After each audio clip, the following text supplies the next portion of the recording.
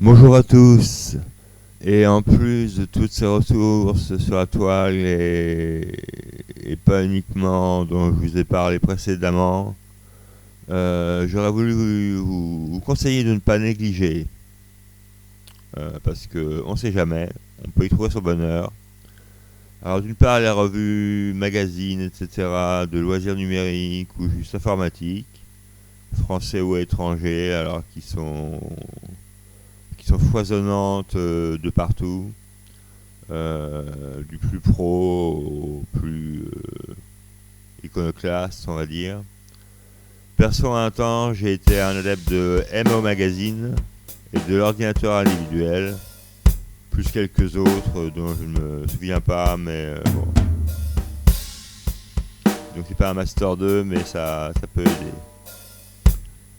Ensuite, un rapide regard sur la toile, on m'a dit que certains sites ou collectionneurs de revues vintage proposent également leurs services. Alors je ne sais pas si c'est gratuit ou payant, mais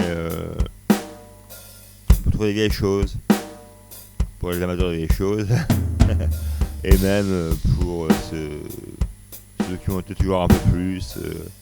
Regarder le présent, le futur et le passé d'un même regard. Pourquoi pas. On voit un peu l'évolution des techniques, je pense, parce que tout a bien changé depuis des années maintenant. Enfin, brasser un peu large, au début en tout cas, sur n'importe quel sujet qui vous tombe sur la main. À propos de n'importe quel sujet qui vous tombe sous la main, quitte un peu à se spécialiser, à se focaliser sur tel ou tel style, tel ou tel média ou médium particulier artistique, simplement, ou littéraire ou autre chose.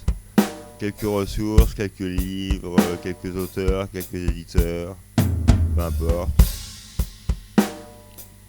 Précisément regarder quand on connaît un peu les choses, on sait où mieux chercher. Et c'est bien, mais c'est bien de voir un peu large au début.